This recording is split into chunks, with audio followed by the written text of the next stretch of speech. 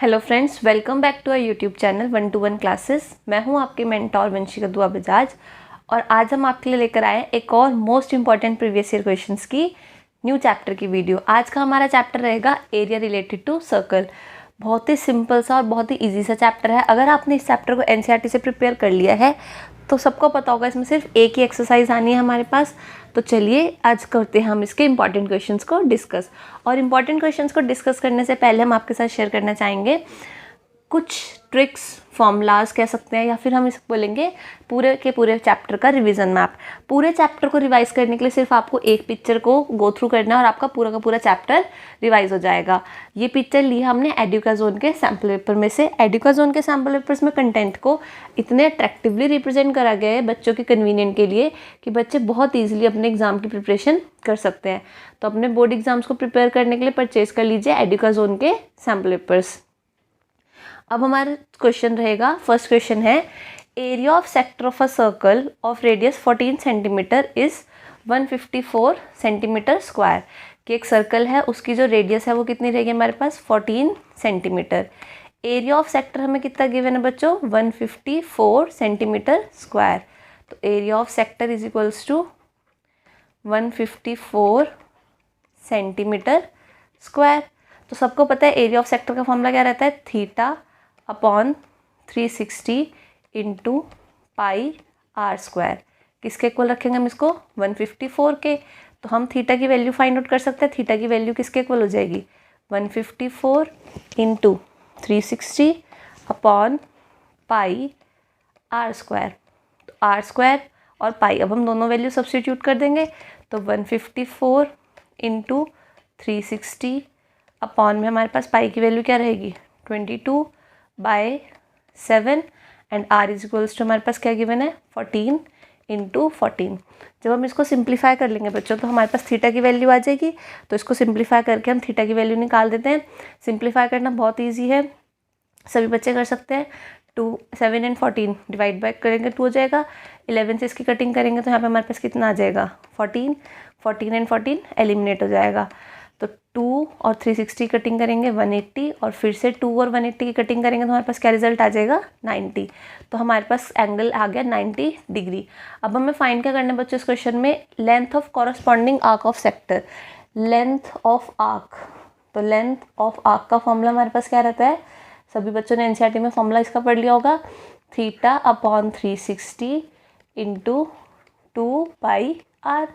तो थीटा की वैल्यू हमने फाइंड आउट कर दी, कितनी हमारे पास थीटा की value 90 upon 360 into 2 multiply by 22/7 और रेडियस की वैल्यू हम पुट कर देंगे 14। तो इसमें सिंप्लीफिकेशन करेंगे तो 4, 2 एंड 4 की कटिंग कर देंगे तो हमारे पास रिजल्ट आएगा 2। फिर से हम 2 एंड 22 की कटिंग करेंगे 11, फिर 7 एंड 14 की कटिंग करेंगे तो 2। तो हमारे पास लेंथ ऑफ आर्क कितनी आ जाएगी बच्चों 22 सेंटीमीटर। यही हमारे पास इस क्वेश्चन का आंसर हो जाएगा। एनसीईआरटी में सिंपल क्वेश्चन थे कि उसमें हमें थीटा बी और रेडियस गिवन होती थी तो हमें सिर्फ एरिया निकालना होता था, लेंथ फाइंड करनी थी। इसमें थोड़ा सा ट्विस्ट था क्वेश्चन में, क्या था कि एरिया और रेडियस गिवन थी तो उसकी हेल्प से पहले हमने एंगल की वैल्यू फाइंड करी और फिर एंगल की वैल्यू की हेल्प से हमने लेंथ ऑफ आर्क फाइंड कर ली। अब हम चलते हैं अपने नेक्स्ट क्वेश्चन की तरफ। नेक्स्ट क्वेश्चन में भी हमारे पास थोड़ा सा ट्विस्ट है। क्वेश्चन में एरिया ऑफ क्वाड्रेंट फाइंड करना है। तो क्वाड्रेंट है तो इसका मतलब क्लियर है कि थीटा की जो वैल्यू होगी वो कितनी डिग्री की होगी 90 डिग्री। तो बस रेडियस पता चल जाए तो एरिया ऑफ क्वाड्रेंट तो आ ही जाएगा, लेकिन रेडियस नहीं गिवन, हमें क्या गिवन है सर्कमफ्रेंस गिवन है 44 सेंटीमीटर। तो सर्कल का सर्कमफ्रेंस हमें कितना दे रखा है 44। Circumference of circle means 2 pi r. सबको पता है सर्कमफ्रेंस का फॉर्मूला 2 पाई रहता है।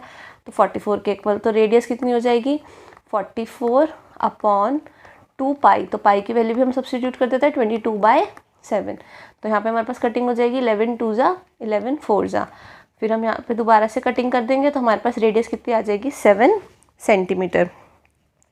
तो इस क्वेश्चन में हमारे पास रेडियस की वैल्यू आ जाएगी 7 सेंटीमीटर। अब हमें एरिया ऑफ फाइंड करना है।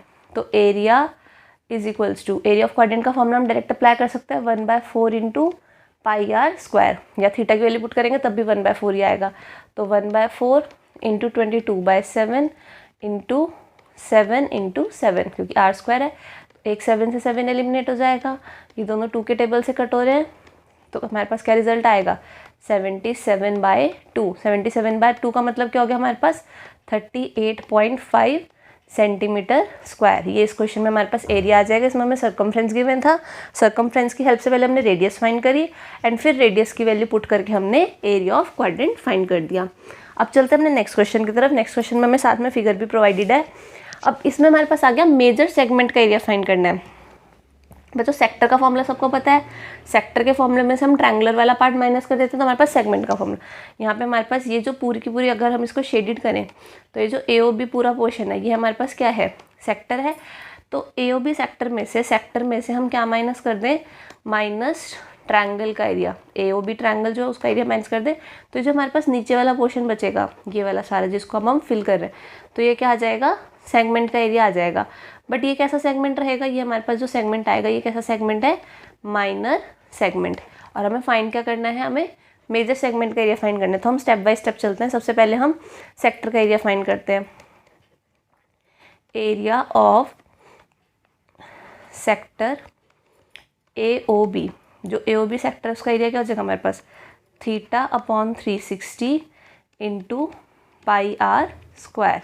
तो ये हो जाएगा 1/4। पाई की वैल्यू नहीं पुट करेंगे बच्चों, अभी हम लास्ट में सबसे लास्ट में पुट करेंगे। और रेडियस गिवन है 35 इंटू 35। उसके बाद हम निकालते हैं एरिया ऑफ ट्रायंगल AOB।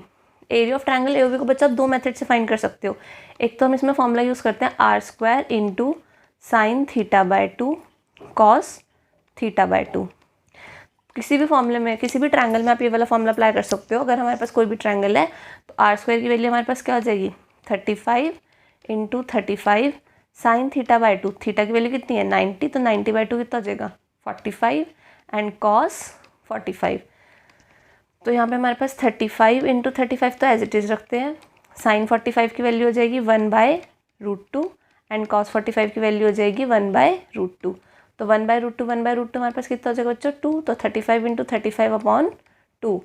या फिर इसमें आप दूसरा मेथड क्या अप्लाई कर सकते हो ट्रायंगल का फॉर्मूला फाइंड आउट करने के लिए, और हाफ बेस इंटू हाइट।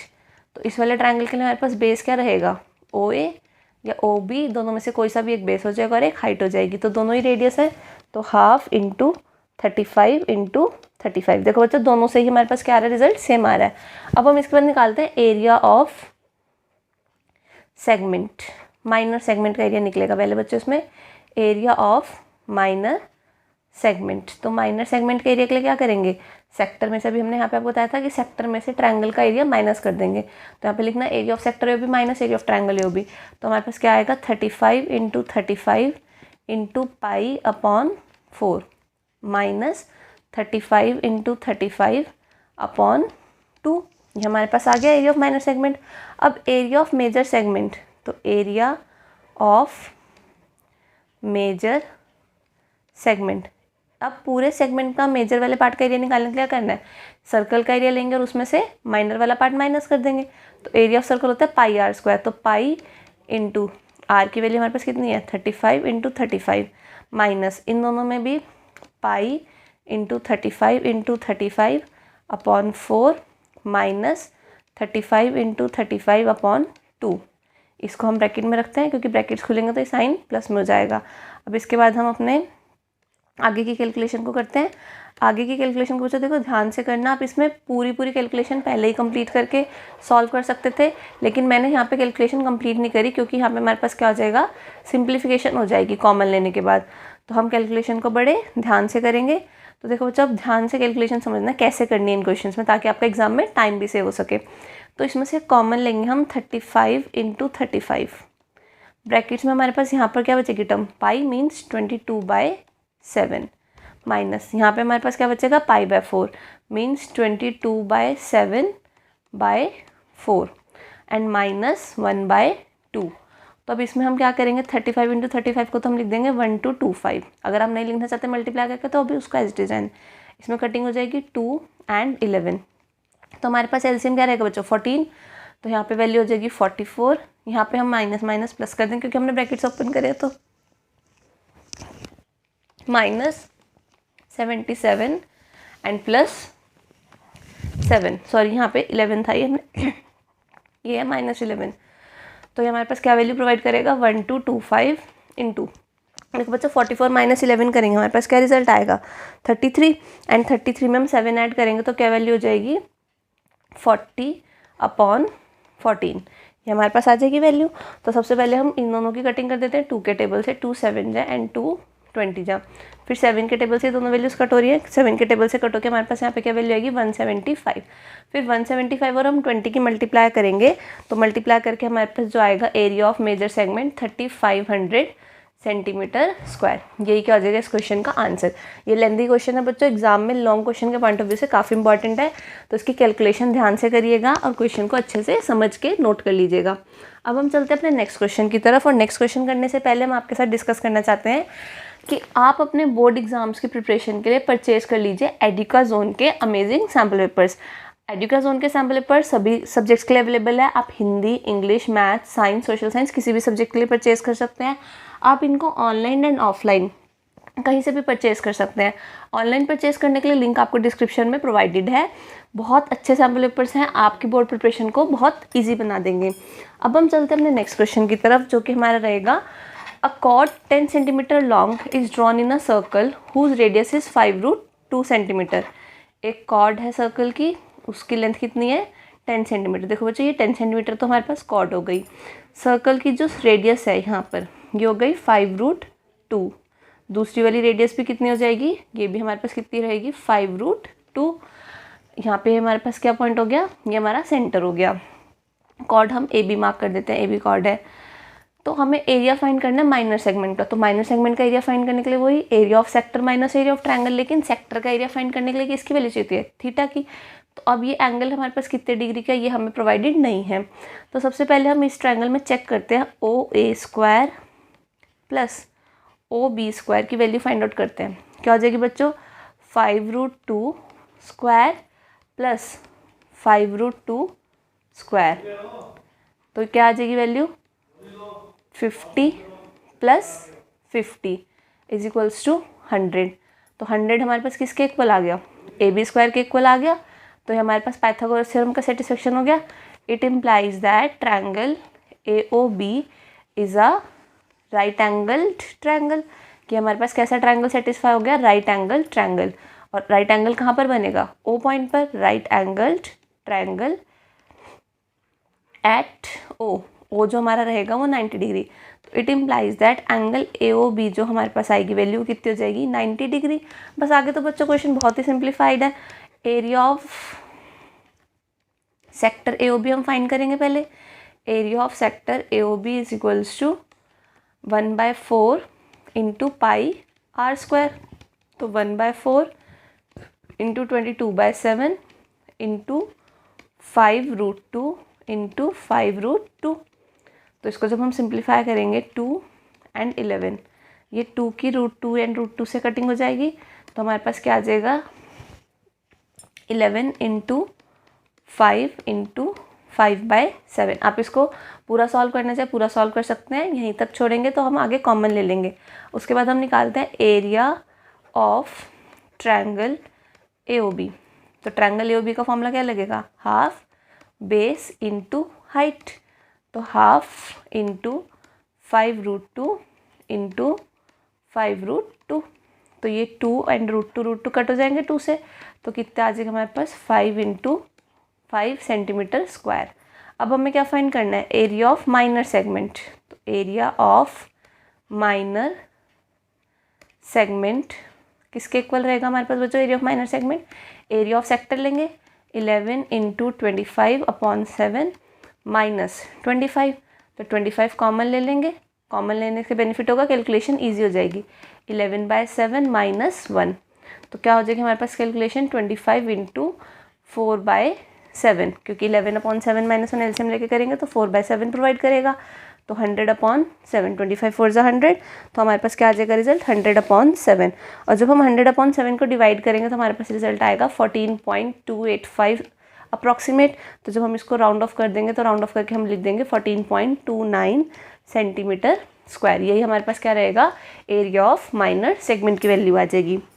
अब हम चलते हैं अपने नेक्स्ट और लास्ट क्वेश्चन की तरफ। लास्ट क्वेश्चन हमारे पास क्या है, एरिया ऑफ सेक्टर फाइंड करना है। अब इसमें भी हमें रेडियस तो गिवन है बट एंगल नहीं गिवन। एंगल कैसे फाइंड करेंगे? एंगल फाइंड करने के लिए हमें गिवन है कि आर्क लेंथ जो है वो 3.5 है। लेंथ ऑफ आर्क गिवन हो गई, लेंथ ऑफ आर्क किसके इक्वल है? 3.5 सेंटीमीटर। तो क्या हो जाएगी हमारे पास length of arc? Theta upon 360 into 2 pi R किसके इक्वल गिवन है हमारे को? 3.5 के इक्वल। तो हमारे पास थीटा की वैल्यू कितनी हो जाएगी? 3.5 अपॉन मल्टीप्लाई हो जाएगी इसमें 360 के साथ 2 इंटू 22/7 इंटू रेडियस हमारे पास कितनी गिवन है? 5। इसको सिंप्लीफाई कर लेते हैं जितना अगर हम कर सकते हैं। तो यहाँ पे हमारे पास 5 से इसको सिंप्लीफाई करेंगे 72, यहाँ पे हम इसको 2 से करेंगे तो 36, फिर हम इसको 2 से करेंगे दोबारा से तो 18। तो हमारे पास वैल्यू आ जाएगी 3.5 इंटू 18 इंटू 7 एंड अपॉन में क्या वैल्यू आ जाएगी? 11। इसको बच्चों सॉल्व करने की कोई नीड नहीं है, हम डायरेक्ट एरिया का फॉर्मूला अप्लाई करेंगे। एरिया का फॉर्मूला क्या रहता है? Theta upon 360 into pi r square. तो थीटा की वैल्यू हम एज इट इज़ पुट कर देंगे 3.5 इंटू 18 इंटू 7 अपॉन में 11 और 360 इसी के साथ आ जाएगा 11 के। पाई की वैल्यू ले लेंगे 22/7 एंड आर स्क्वायर हमारे पास हो जाएगा 5 इंटू 5। अब इसमें हमारे पास क्या रहेगी कि हम 7 से 7 तो सबसे पहले कट कर देते हैं, 11 और 22 को सिंप्लीफाई कर देते हैं 2, 5 और 360 की कटिंग करेंगे 72। अब 18 4 ज़ा 72। तो अब इसमें और तो कोई सिंप्लीफिकेशन बच्चों हो नहीं रही है।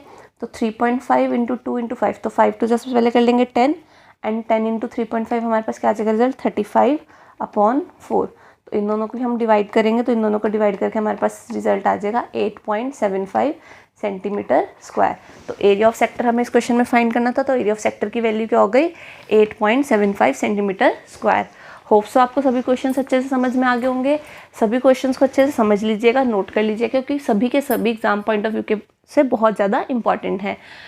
अगर आपको वीडियो पसंद आए तो वीडियो को लाइक कीजिएगा, कमेंट करके बताइएगा एंड चैनल को सब्सक्राइब करना ना भूलिएगा। Thank you for watching our video.